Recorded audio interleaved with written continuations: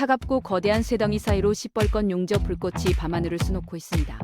전 세계를 흐르는 혈관이 일순간 꽉 막혀버린다면 어떤 일이 벌어질까요? 지금 우리가 마주한 현실이 바로 그렇습니다. 중동의 좁은 바닷길 호르무즈 해협에서 들려오는 포성은 단순히 먼 나라 이야기가 아닙니다. 당장 내일 아침 여러분이 넣을 기름값부터 장바구니 물가 심지어 우리가 투자하고 있는 주식시장의 판도까지 송두리째 뒤흔드는 거대한 파동이죠. 미국과 이란의 갈등이 격화될 때마다 전 세계 경제학자들은 비명을 지르지만 묘하게도 입가에 미소를 숨기지 못하는 곳이 있습니다. 바로 거대한 쇠덩이를 바다에 띄우는 곳 대한민국의 조선소들인데요. 전쟁의 공포가 짙어질수록 한국 조선업의 가치는 역설적으로 치솟고 있습니다. 도대체 왜 전쟁터에서 수천 킬로미터 떨어진 이곳 조선소들이 웃고 있는 걸까요? 오늘은 단순한 수주 소식 이면에 숨겨진 에너지 패권 전쟁과 그 판도를 바꾸고 있는 한국 기술력의 진짜 비밀을 파헤쳐 보겠습니다. 우리가 가장 먼저 주목해야 할 점은 바다 위를 떠다니는 시한폭탄들의 존재입니다. 지금 이 순간에도 수십 년 된 낡은 기름배들이 위태롭게 파도를 넘고 있거든요. 보통 초대형 원유 운반선의 수명은 20년 정도로 봅니다. 그런데 현재 전 세계에서 운용 중인 선박들 중 상당수가 이 수명을 훌쩍 넘겼거나 턱끝까지 차오른 상태죠.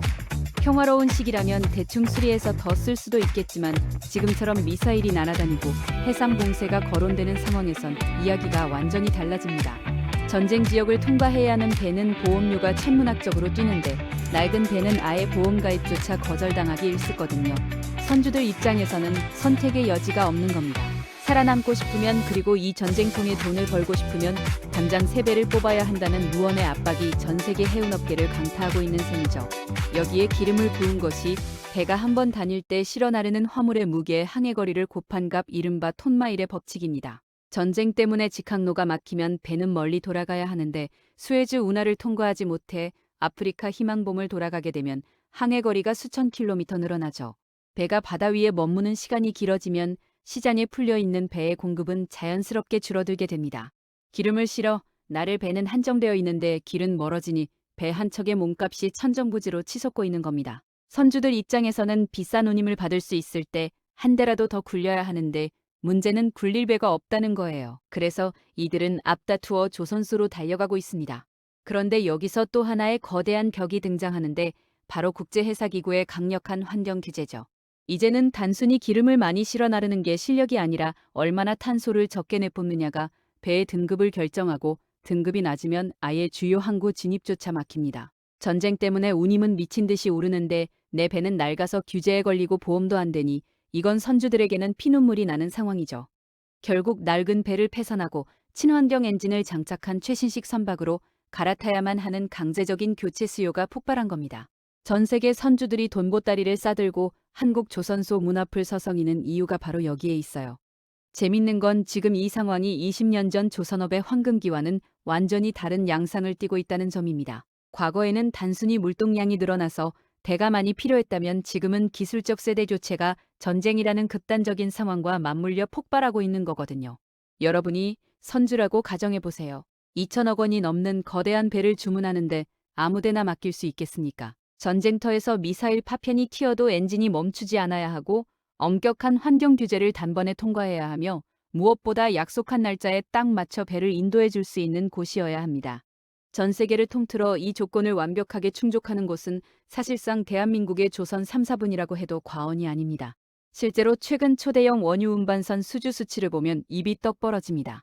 한동안 잠전했던 초대형 원유 운반선 시장이 다시 꿈틀대고 있거든요.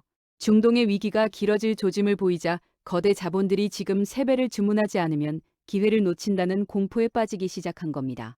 특히 HD현대나 삼성중공업 하나오션 같은 기업들은 이미 3년에서 4년치 일감을 꽉 채워놓은 상태예요. 이제는 조선소가 선주를 골라서 계약하는 최상위 값의 위치에 섰다는 소리죠. 비싸게 줄 거 아니면 다른 데 가보세요 라고 당당하게 말할 수 있는 시대가 10년 만에 다시 돌아온 겁니다. 이런 흐름은 단순히 운이 좋아서 만들어진 게 아니에요. 수년 전 조선업이 극심한 불황을 겪을 때 우리 기업들은 뼈를 깎는 구조조정을 하면서도 기술 개발만큼은 포기하지 않았습니다. 남들이 저렴한 중국산 배에 눈을 돌릴 때 우리는 더 효율적이고 더 깨끗한 엔진, 그리고 바다 위의 자율주행 기술에 집착했죠. 그 고집스러운 투자가 지금 전쟁이라는 거대한 변수를 만나 빛을 발하고 있는 겁니다. 여기서 많은 분이 고개를 갸우뚱하실 수 있어요. 그래도 중국이 훨씬 싸게 빨리 만들어주는데 선주들이 바보도 아니고 왜 굳이 더 비싼 한국을 고집하느냐는 의문이죠. 하지만 이건 편의점에서 과자 고르는 문제가 아닙니다. 수천억 원의 자본과 승조원들의 생명, 그리고 해운 회사의 사활이 걸린 일종의 거대한 도박과도 같습니다. 호르무즈 해협 한복판에서 주변으로 미사일이 날아다니고 긴장감이 극도로 고조된 상황에서 갑자기 배의 심장인 엔진이 턱컥 멈춰버린다면 그건 단순히 배가 서는 문제가 아니라 수천억 원짜리 자산이 바닷속으로 사라질 수 있는 절체절명의 위기거든요.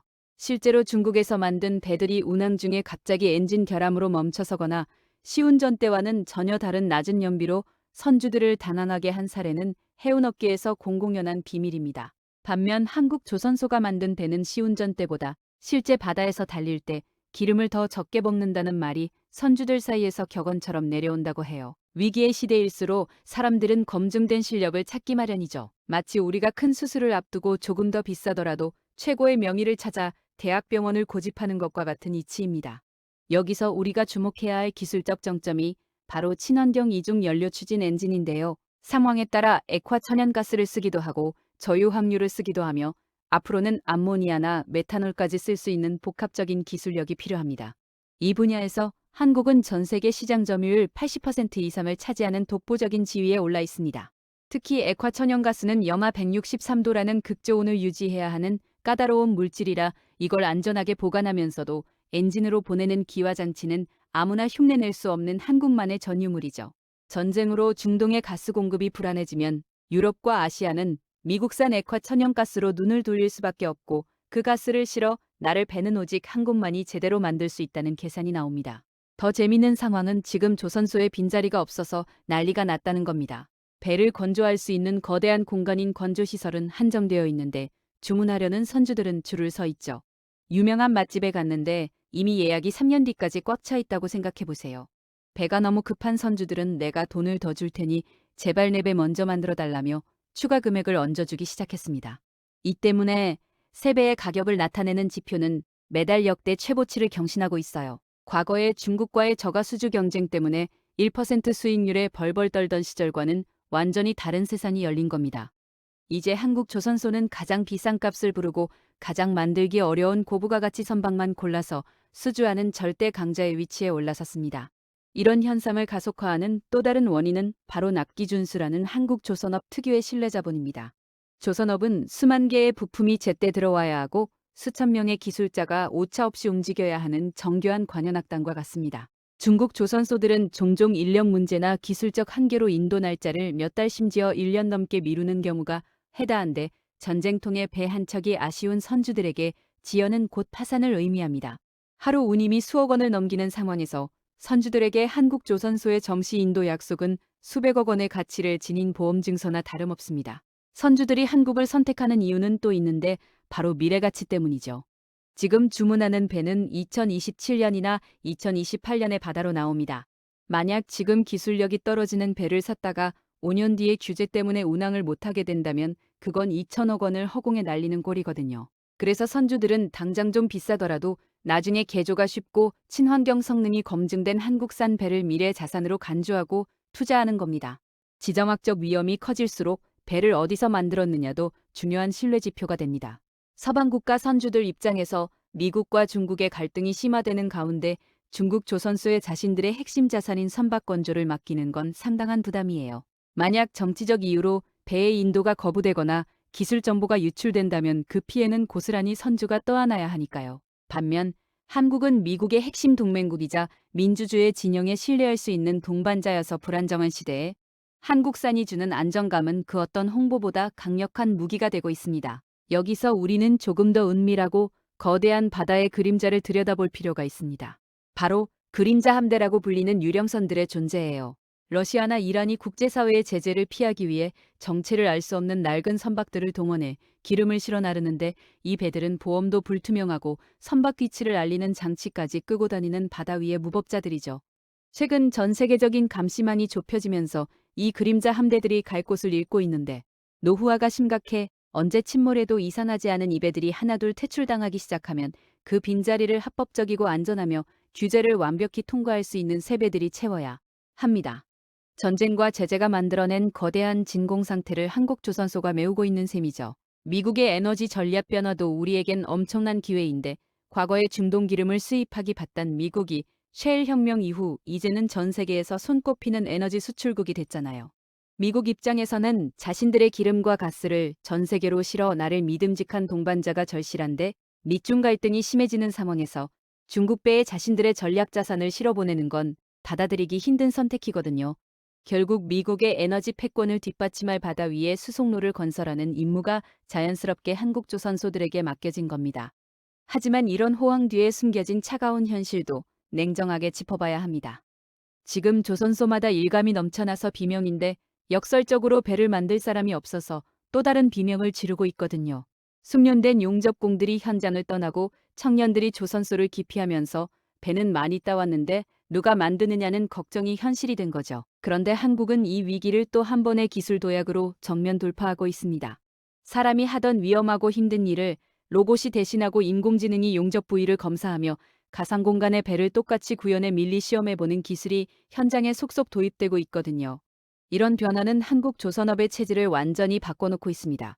과거에는 수만 명의 노동력이 투입되는 힘의 산업이었다면 이제는 최첨단 정보기술과 로봇공학이 결합된 지식 기반 산업으로 진화하고 있는 거죠. 한국 조선소에 맡기면 인공지능이 설계하고 로봇이 정교하게 용접해서 흠없는 배를 만들어준다는 인식이 퍼지면 중국과의 격차는 돌이킬 수 없을 만큼 벌어질 수밖에 없거든요. 돛단배가 증기선에 밀려났던 것처럼 그리고 프로펠러 비행기가 제트기에 자리를 내줬던 것처럼 지금 낡은 배들이 한국이 만든 친환경 첨단 선박에 밀려나는 거대한 전환의 한가운데에 우리가 서 있습니다. 과거 그 전환을 놓쳤던 영국의 조선소들이 어떻게 됐는지 기억하시나요? 한때 세계 선박의 절반 이상을 만들던 영국은 기술 혁신을 외면한 대가로 조선 산업 자체가 통째로 사라져버렸습니다. 중동의 불안정한 정세는 에너지 안보의 중요성을 일깨웠고 강력한 환경 규제는 낡은 배들의 퇴출을 명령했으며 그 모든 교차점에서 전 세계 선주들의 시선은 오직 한 곳으로 향하고 있습니다. 물론 원자재 가격이 요동치고 인력난이 여전하며 지정학적 위험이 언제 어디서 터질지 모르는 불확실성의 시대인 건 맞습니다. 하지만 파도가 높을수록 배는 더 힘차게 나아가야 하듯 전 세계가 혼란에 빠진 바로 지금이야말로 한국 조선업이 바다 위의 절대 강자임을 각인시킬 최적의 순간이니까요. 단순히 배를 만드는 나라를 넘어 전 세계 에너지의 흐름을 설계하고 통제하는 해양 수송의 중심 국가로 우뚝 설 대한민국의 미래가 지금 이 조선소의 용접 불꽃 속에서 태어나고 있습니다. 오늘 영상이 도움이 되셨다면 구독과 좋아요 부탁드립니다.